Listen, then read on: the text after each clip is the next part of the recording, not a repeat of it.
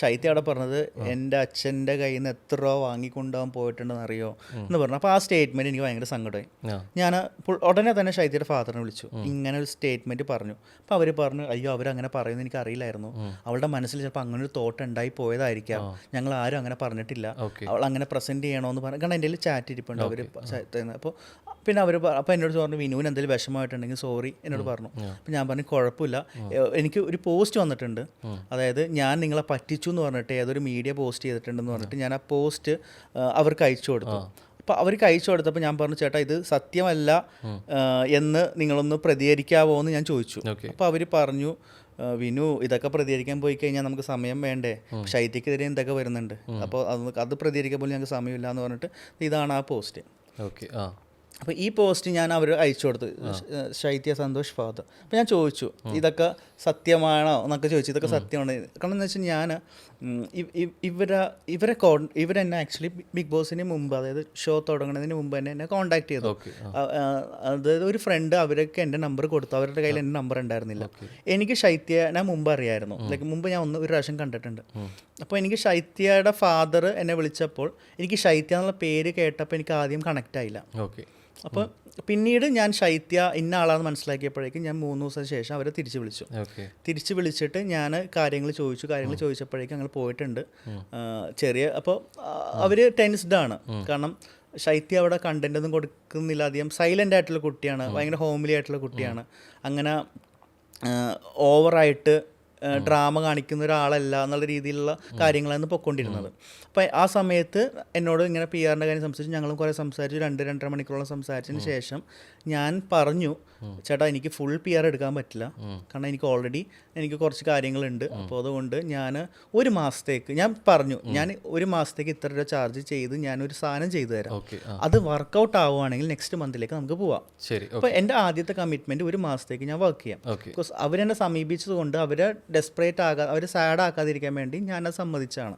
അപ്പോൾ അങ്ങനെ ഇരിക്കുന്ന സമയത്ത് ഞാൻ എഗ്രി ചെയ്തു, 1.5 ലക്ഷം രൂപയ്ക്ക് ഞാൻ ചെയ്യാം, 1.5 ലക്ഷം രൂപയ്ക്ക് പി ആർ ചെയ്യാം എന്നുള്ള രീതിയിൽ സംസാരിച്ചു. പക്ഷേ ആ 1.5 ലക്ഷം രൂപയ്ക്ക് പി ആർ ചെയ്യാൻ പറ്റുന്നതിന് മുമ്പ് തന്നെ ശൈത്യ നോമിനേഷനിൽ വന്നു. അപ്പോൾ നോമിനേഷൻ വന്നപ്പോൾ ഡെഫിനറ്റ്ലി വോട്ട് വേണം. ആ സമയത്ത് ശൈത്യക്ക് കണ്ടന്റ് ഇല്ല, ഒരു കണ്ടന്റ് ഇല്ലാതെ നമുക്ക് എങ്ങനെ പ്രൊമോട്ട് ചെയ്യാൻ പറ്റും? നമുക്കൊരു സ്റ്റോറി ഇടണമെങ്കിൽ ശൈത്യ അറ്റ്ലീസ്റ്റ് സ്ക്രീനിൽ വരണ്ടേ, എപ്പിസോഡിൽ അങ്ങനെ ഒരാളുണ്ടെന്ന് ആൾക്കാർക്ക് മനസ്സിലാവണ്ടേ. അപ്പോൾ ആ ഒരു കണ്ടന്റ് വരുന്നില്ല. പിന്നെ ഫുൾ ടൈം അനുമോളുടെ കൂടെ നടക്കുകയാണ്. അപ്പോൾ നമ്മൾക്ക് എന്താ സംഭവിച്ചു കഴിഞ്ഞാൽ അനുമോൾ ആ സമയത്ത് ഒരു സൈബർ അറ്റാക്ക് നേരിടുന്ന സമയം കൂടിയാണ്. അപ്പോൾ ശൈത്യ അവിടെ ഉണ്ടാവേണ്ടത് അനുമോളുടെയും കൂടി ആവശ്യമെന്ന് എനിക്കും തോന്നി. അപ്പം ഞാൻ അവരോടൊരു ഐഡിയ പറഞ്ഞു, ഇങ്ങനെ വോട്ട് നമുക്ക് ചെയ്യാം, നമുക്ക് കുറച്ച് വോട്ട് ചെയ്യാം. കാരണം ശൈത്യയ്ക്ക് വേണ്ടി അവർ നല്ല രീതിയിൽ വോട്ട് അവിടെ ഇവിടെ നിന്നൊക്കെ അവർ ഓടി നടന്ന് ശൈത്യക്ക് വേണ്ടി വോട്ട് ചെയ്യുന്നുണ്ടെങ്കിൽ പോലും അൺഒഫീഷ്യൽ പോളുകളിലും എല്ലായിടത്തും ശൈത്യക്കുള്ള ജനസമിതി വളരെ കുറവാണ്. അപ്പോൾ നമുക്ക് ഒബ്വിയസ്ലി മനസ്സിലാക്കാൻ പറ്റും, എന്താ പറയുക, വോട്ട് കുറവായിരിക്കാം.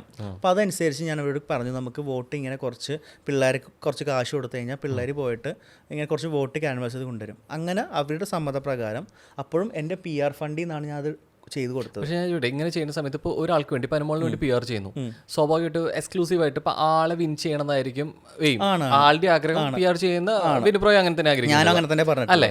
ശരിക്കും അങ്ങനെ ചെയ്യുമ്പോൾ മറ്റൊരാളുടെ പി ആർ എടുക്കുന്നത് ശരിക്കും അതിലൊരു ഞാനിപ്പോൾ സംഭവം ശരിയാണോ? ഞാൻ 4-5 പി ആർ, ബിക്കോസ് എനിക്ക് അനുമോളുടെ കയ്യിൽ നിന്ന് എനിക്ക് അങ്ങനെ വലിയ ഫണ്ടൊന്നും കിട്ടിയിട്ടില്ല.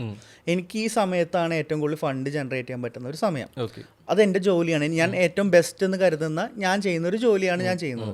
അപ്പോൾ അനുമോളുടെ നിൽക്കുന്ന സമയത്ത്, ബിക്കോസ് ഞാൻ ഓൾറെഡി അനുമോളോട് ഈ കാര്യം സംസാരിച്ചിരുന്നു, ഞാനിപ്പോൾ അനുമോളെ സപ്പോർട്ട് ചെയ്യാം, പക്ഷേ എനിക്ക് വേറൊരു എൻക്വയറി വന്നിട്ടുണ്ടെങ്കിൽ, എനിക്ക് കുറേ എൻക്വയറീസ് വന്നിട്ടുണ്ടായിരുന്നു, പകുതിയും കണ്ടസ്റ്റൻസിനെ കോൺടാക്ട് ചെയ്തിട്ടുണ്ട്.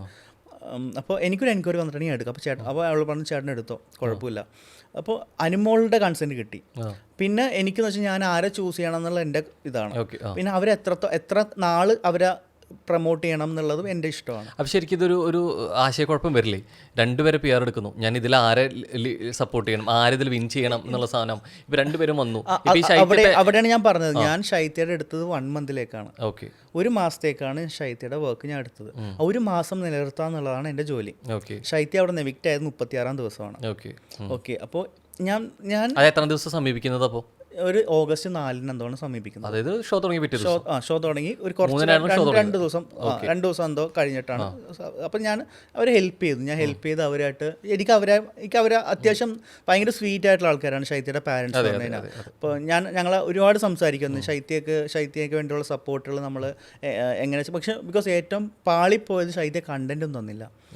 ശൈത്യ 1036 ദിവസം ആകെ ശൈത്യ എന്നൊരാളുടെ ആൾക്കാർ കുറച്ചെങ്കിലും അറിഞ്ഞത് ആര്യൻ ലൈഫ് സ്റ്റോറി പറഞ്ഞപ്പോൾ ചിരിച്ചപ്പോഴാണ്. ആ സമയത്താണ് ശൈത്യനെ വെച്ചിട്ട് ശൈത്യക്ക് വേണ്ടി കുറച്ച് ആൾക്കാർ ശൈത്യയോട് പാവം തോന്നിയത്. പിന്നീട് ആ ഒരു ദിവസത്തെ സെൻറ്റിമെൻറ്റ്സ് തുടർന്ന് അങ്ങോട്ട് ഉണ്ടായില്ല. അതിൻ്റെ ഇടയിൽ അനിമോളായിട്ടുള്ള ഫൈറ്റ്സ് ഉണ്ടായി, മറ്റുള്ള കാര്യങ്ങളുണ്ടായി. ഏഷ്യനെറ്റ് തന്നെ അവരെ കട്ടപ്പാന്ന് വിളിക്കുകയുണ്ടായി. അപ്പം ഇപ്പോൾ അതേ സമയം കഴിഞ്ഞ് ഇവർ എവിക്റ്റ് ആയപ്പോഴേക്കും ശൈത്യ അത് എക്സ്പെക്റ്റഡ് ആണ്. കാരണം ശൈത്യ അവിടെ കണ്ടന്റ് കൊടുത്തിട്ടില്ലെന്ന് ശൈത്യക്കും അറിയാം. അങ്ങനെ എവിക്റ്റ് ആയതിനു ശേഷം പുള്ളിക്കാരി പുറത്തു വന്നു. പുള്ളിക്കാരിക്ക് ഈ പേര് വീണുപോയി. അതായത് ഈ അക്ബർ ബിന്നീനെ കുത്തിത്തിരിപ്പുകാരി എന്ന് വിളിച്ച പോലെ തന്നെ ഈ കട്ടപ്പ എന്നുള്ള പേര് ശൈത്യക്ക് വീണുപോയി. അപ്പോൾ ശൈത്യയുടെ തോട്ടിൽ ശൈത്യയുടെ പാരൻസ് പറഞ്ഞാട്ടെ ഞാൻ പറയുന്നത്, ശൈത്യയുടെ തോട്ടിൽ വന്നത് ഈ കട്ടപ്പ എന്നുള്ള സാധനം വന്നപ്പോൾ അത് ഞാനിട്ടതാണ്, ഞാനാണത് കൊടുത്തത്. അതായത് ഞാൻ അതേ സമയം അനുവിൻ്റെ ചെയ്യുന്ന ഒരാളും കൂടിയാണ്.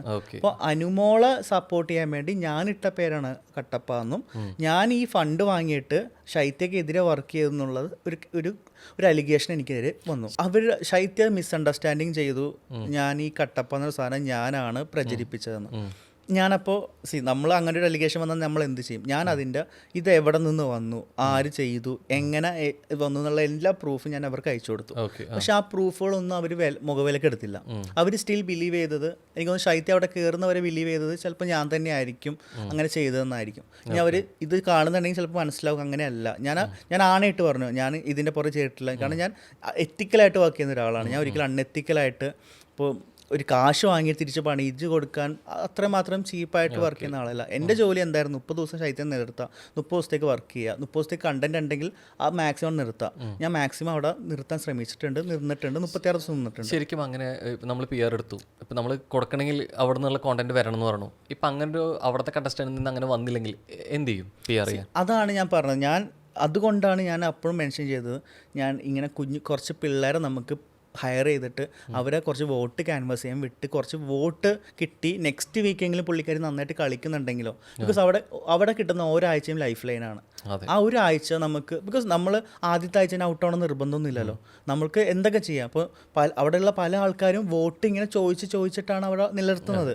ചിലവർ കാശ് കൊടുക്കുന്നുണ്ടാവാം, ചിലവർ കാശ് കൊടുക്കുന്നില്ലാവാം, ചിലവർ സൗഹൃദത്തിലാവാം, ചിലവർ ഓൾറെഡി സെറ്റ് ചെയ്ത കോൺടാക്ട്സിലാവാം. ഇങ്ങനെ പല ഐഡിയാസ് ഉണ്ടാവും. ചിലവർ ഓൾറെഡി PR സെറ്റ് ചെയ്തിട്ടാണ് അവർ വോട്ട് പിടിക്കുന്നുണ്ടാവാം. ബിക്കോസ് അതായത് പല കണ്ടസ്റ്റൻസിൻ്റെ ആൾക്കാർ, ഇപ്പോൾ ഞാൻ ഓൾറെഡി പറഞ്ഞിട്ടുണ്ടായിരുന്നു. ഇപ്പോൾ ചിന്ത അബ്ദുൾ സമദ് എന്ന് പറഞ്ഞ പുള്ളി അവിടെയുള്ള അക്ബർ, ബിന്നി അവരുടെയൊക്കെ PR ആണ്. പുള്ളി ആണ് ഇവിടെ നമ്മുടെ ഇപ്പോൾ ഇൻഡസ്ട്രിയിൽ ഏറ്റവും കൂടുതൽ വോട്ട് പിടിച്ചു കൊടുക്കുന്നൊരു പുള്ളി. അപ്പോൾ ഞാനിപ്പോൾ ഇന്ന് അനിമോളുടെ സ്റ്റോറിയിൽ ഞാൻ ഇട്ടിട്ടുണ്ട്, ചിന്ത ഒരാൾ 50,000 വോട്ടാണ് പിടിച്ചു കൊടുത്തേക്കുന്നത്. അതിൻ്റെ പ്രൂഫ് അടക്കം ഞാൻ ഇട്ട് കൊടുത്തിട്ടുണ്ട്. 50,000 വോട്ട് ആൾക്ക് ചെയ്യാൻ പറ്റുമെങ്കിൽ ആ ആൾക്ക് തീരുമാനിക്കാം. ബിക്കോസ് എനിക്ക് പോലും ആ ഒരു എന്താ പറയുക പവറില്ല. പുള്ളി ഒറ്റൊരാൾക്ക് 50,000 വോട്ട് മറിച്ചു കൊടുക്കാൻ പറ്റുന്ന ഒരാളാണെങ്കിൽ ആ ഷോ മൊത്തം കൺട്രോൾ ചെയ്യാൻ പുള്ളിനെ കൊണ്ട് പറ്റും. കാരണം 50,000 വോട്ട് എന്ന് പറഞ്ഞു കഴിഞ്ഞാൽ വളരെ ചെറിയ വോട്ടൊന്നുമല്ല. ഒരു കണ്ടസ്റ്റന്റിനെ ടോപ്പ് 5 വരെ എത്തിക്കാൻ അത് മതി. ഈ 50,000 വോട്ട് ഉണ്ടെങ്കിൽ ടോപ്പ് 5 എത്തും.